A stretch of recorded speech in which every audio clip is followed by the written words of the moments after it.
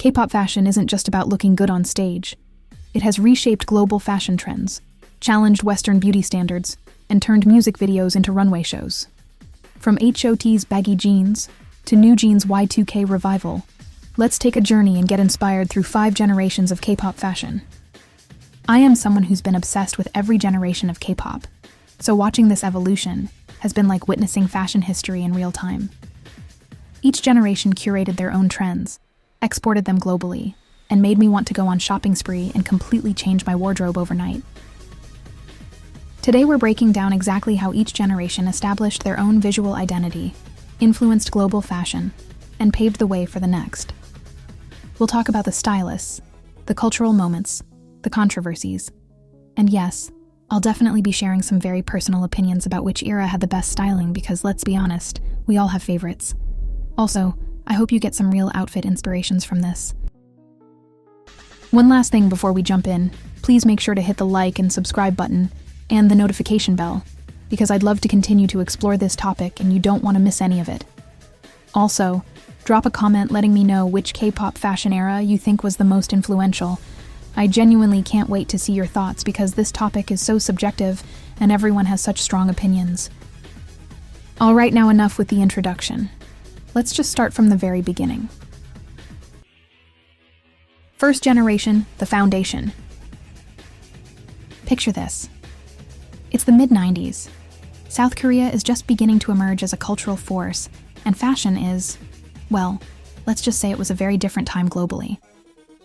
The first generation of K-pop, roughly spanning from the early 90s to early 2000s, was laying the groundwork for everything we see today. But their approach to fashion was fascinatingly experimental, and far more influential than most people give it credit for.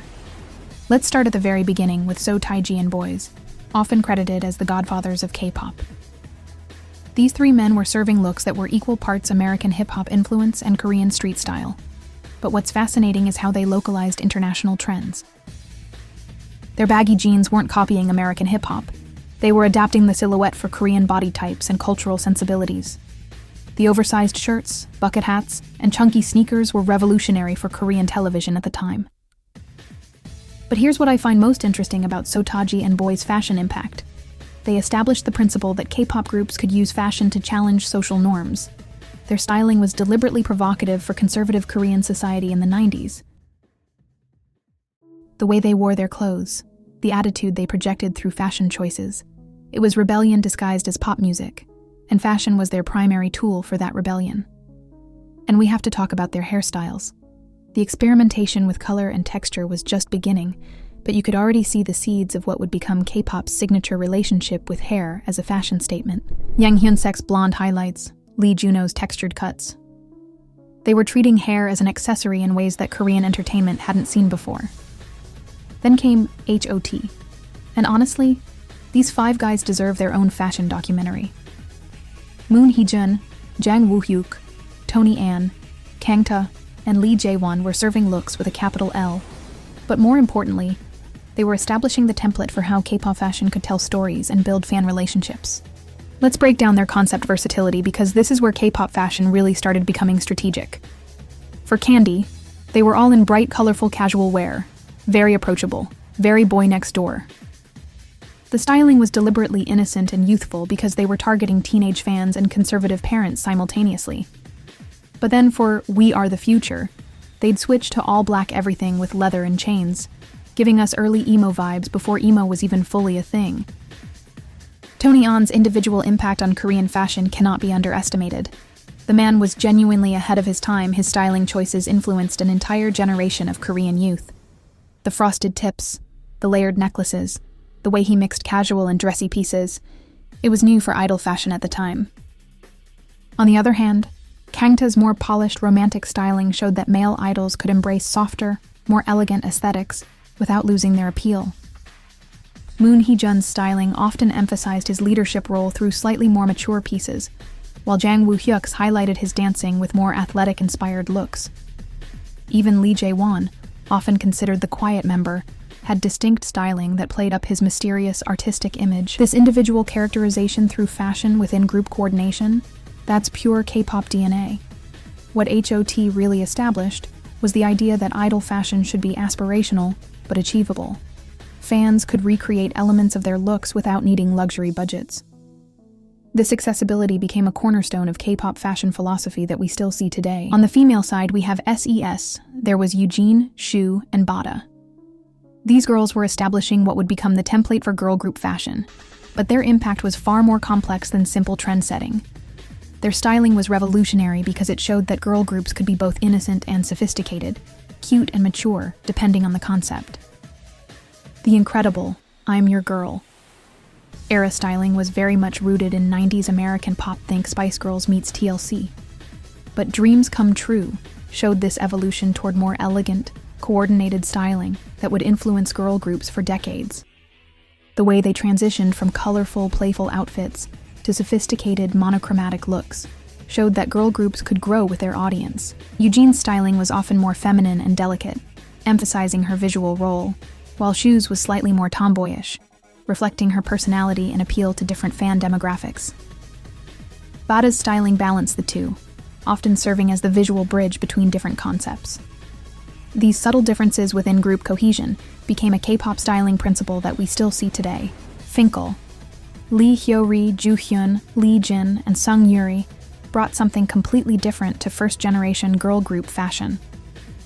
Where S.E.S was elegant and coordinated, Fin.K.L was edgy and individualistic. Their styling philosophy was revolutionary for the time. Lee Hyori's styling especially was groundbreaking. She was serving main character energy before that was even a concept. Crop tops, low-rise jeans, bold accessories. Her fashion choices were genuinely ahead of their time and influenced Korean fashion for years after Fin.K.L's peak. The way she mixed sexy and cute, Western and Korean elements, it was masterful. Honestly, I want to make an entire video about her, so stay tuned for that.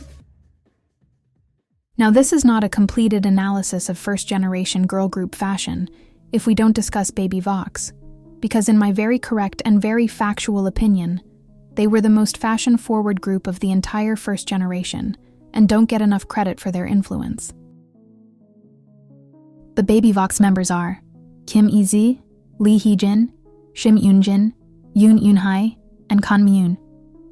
They were doing things with fashion that other groups wouldn't attempt for years. Their styling was bold, experimental, and completely unafraid of pushing boundaries.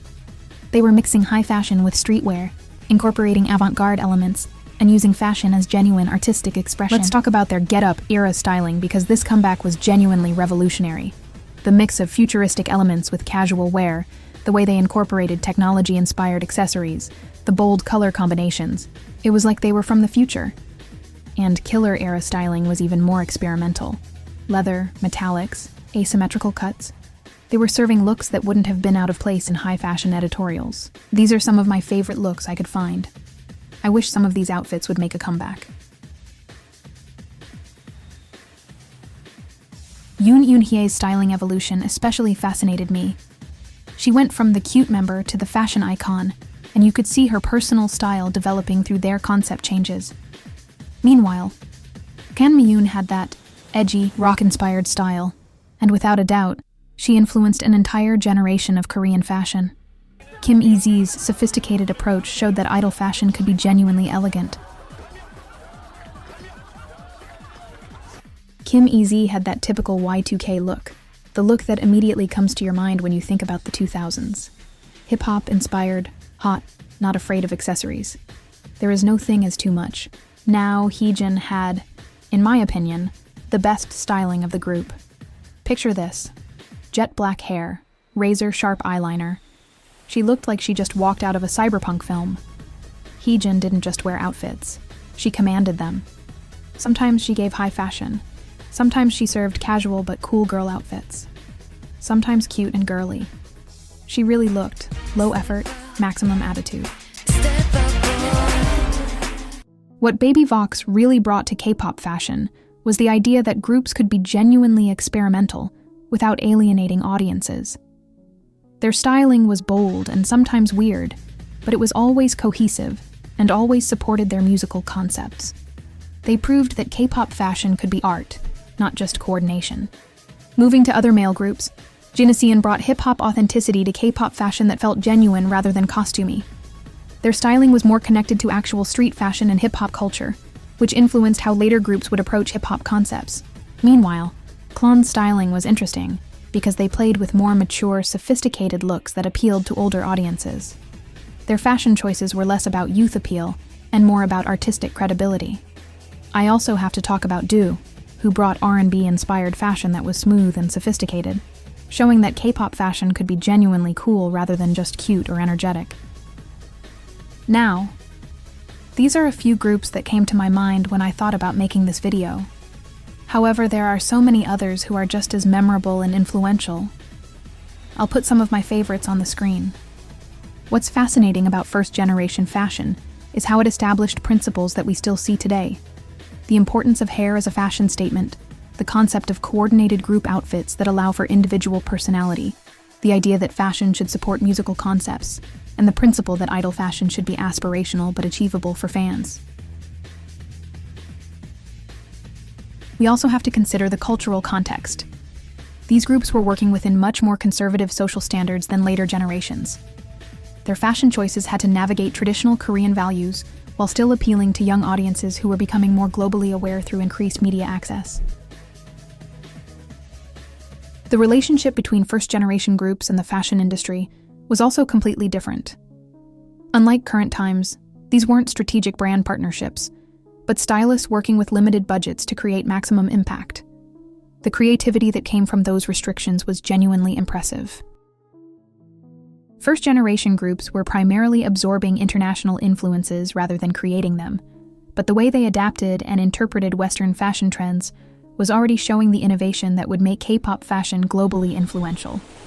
They were taking American and European trends and making them distinctly Korean. The rise of music shows and increased television exposure meant that fashion choices were being seen by larger audiences more frequently.